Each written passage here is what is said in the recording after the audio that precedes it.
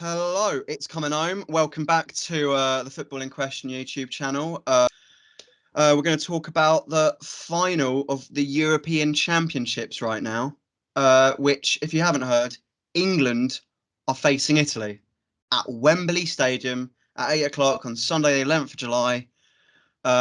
So football could come home, and we're going to have to predict it for you. So I'm going to start off with Jordan.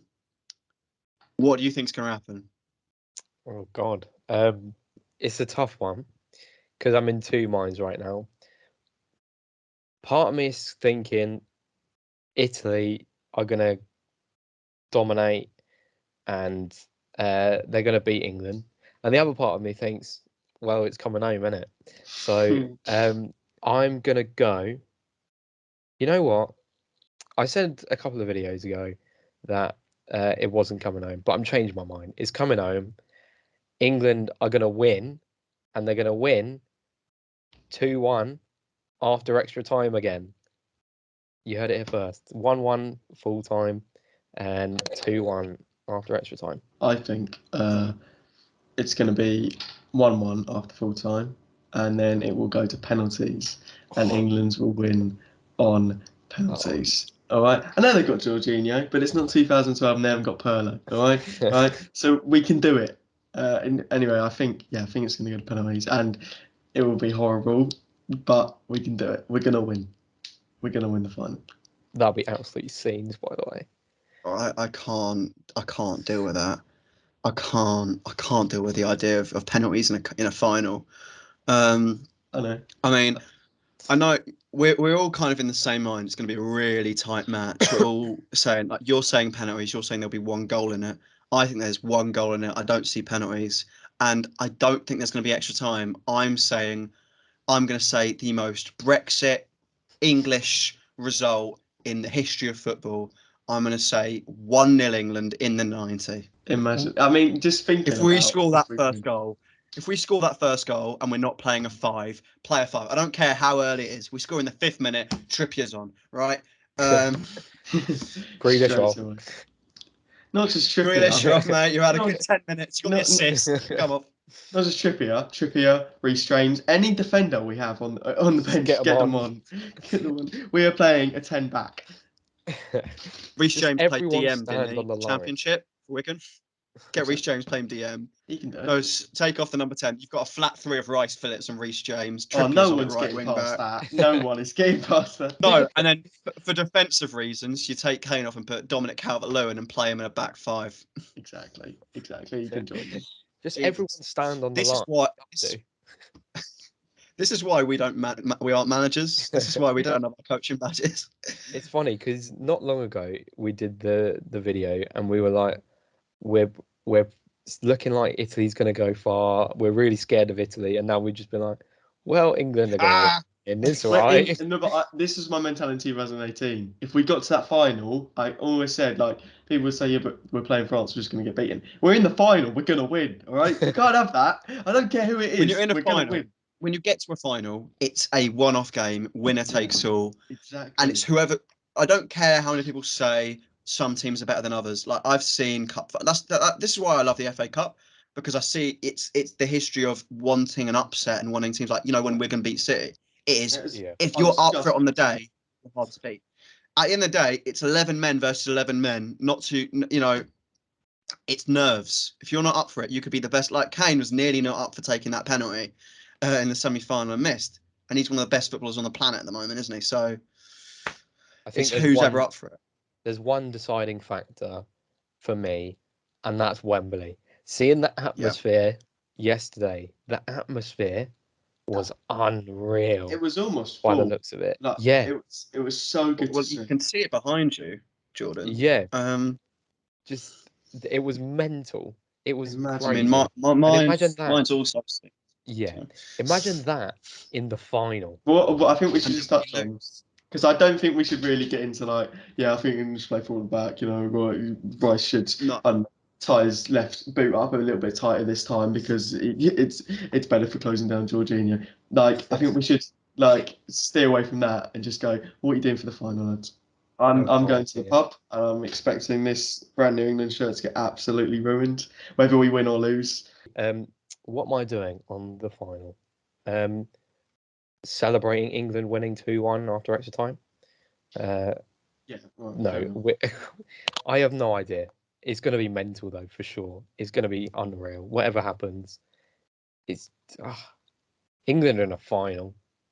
How have we managed this? if we don't win this one, right? I don't know, Isaac, you haven't said what you're doing, but if just quickly, if we don't win this one, do you think we'll win the next one, or do you think this is our only chance? The World Cup. I don't know. Look, after the World Cup, I was distraught, but as I got over it, like a week later, I thought, you know what, we made the country proud. The one thing I want us to do is make this, not just a one-time thing. I want to see if we can do it again, and we've done it again here. And the fact that we've done it 2 tournaments in a row makes me think this generation, really is something. And I 2 semi-finals in a row shows there's a consistency of performance with this squad. There's a real quality there, and I don't see why we can't make the semi-finals again. I don't, because you look at nations worldwide. How many of them do you think on our day we can beat? Every single one. On our day, I think in our best team will beat every single side, and it just depends on who's performs on the day. And that's why I think the Wembley factor, as Jordan said, that does it. And what I'm doing on the day, well, I haven't completed my plans yet. I mean, every game I've gone around someone's house, I've hosted a few. I mean, Jordan, you came round for the Czech Republic game to my house. You took the train from Milton Keynes. What a dodgy journey that was, but he made it. And I've hosted 3 games. I hosted that. I hosted the Germany game, which was phenomenal, and I hosted Ukraine, which I wasn't in a good way after that. I drank too much, but I'm either going to have it around my house with a ton of people around, or I might go to the local cricket club because they've got an outdoor section, and if you're there 3 hours early, you've got your table.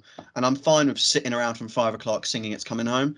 I'm fine with that, and having 4 or 5 pints before the game, and also the main factor is there's an entire free cricket pitch. So when England win, inevitably, I can go mental on that. I can just run rings around it. I am really scared that something bad's going to happen on this final, and we're going to be dominated, and it's not going to go well. I'll be heartbroken. I was literally I was literally mourning after we went out to Croatia 3 years ago. If we lose this final, oh God. Can I just say there's something about a team in the semi-final scoring a free kick and going on to lose 2-1. Yeah. Oh yeah. Yeah, that's weird. Maybe it's just an England thing, but obviously we lost the first time. We won this time. Okay, like we're getting close to the end here, but I just want to tell you something which I saw today. In the international break, which was set to take place in March 2020, obviously COVID cut it short and it was suspended, and we were due to play 2 Euro warm-up games. Guess who those 2 games were? Denmark and Italy. Bingo. Oh, imagine How creepy is that? just a couple of warm-up games, semi-final and final. Like this England team is historic. Like, yeah, it has gone down in history. The first team for England to get to a final since 1966. Now imagine they win it. It's going to be unreal. Make sure after the final you get on Football in Question and you watch our reactions, whether we win or lose. Yeah, okay? For sure. That's the other thing. Before we finish, I'm going to ask you one little question. Obviously, we've been on a long emotional journey with this England squad, not just this tournament. Take club aside. Who is your favourite player in this squad who doesn't play for your club? Oh. He had Saka on there, like bang. That's a tough question. I think it's easy just to go, well, Jack Grealish, because everyone loves Jack Grealish. Yeah, I'm not going to go Jack Grealish because I think that's everyone's answer. I think it's too obvious. Yeah, I love Jack. There's a bit about me that's like, maybe I shouldn't. Can I say Jadon Sancho because technically he hasn't? Oh, no, he signed for United last week. No, I'm not allowing that. No, I'm not allowing that. I'm not. I've got mine. I think, and this was especially boosted by last night, and for me, it's Calvin Phillips. I think so far he's been so good, and the fact that he just proves that you don't have to play for a massive club to succeed on the big stage. If you've got the quality, you can play. that's my favourite at the moment, I think. I thought you were going to say Mason Mount. Nah, Good. I'm not actually that. No, I Yeah. really didn't play, if I'm honest. Yeah.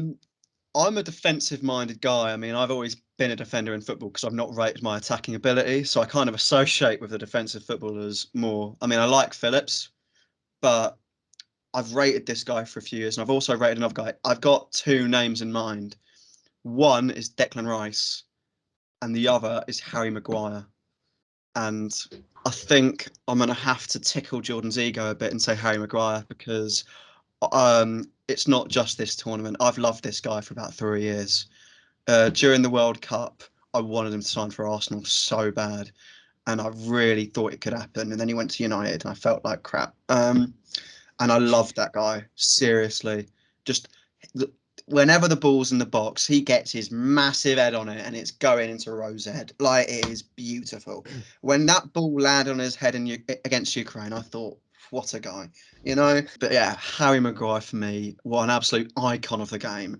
Mate, he's better than Maldini, mate. Quality. I've had a bit of time to think about it now, and I have an answer. I'm actually going for Jordan Pickford because I think he gets a lot of slander, and a lot of people say some stuff about him, especially for Everton, because he doesn't seem like he performs up to the same standard for Everton. But when he puts on an England shirt, there's something about the Three Lions that just makes him go insane.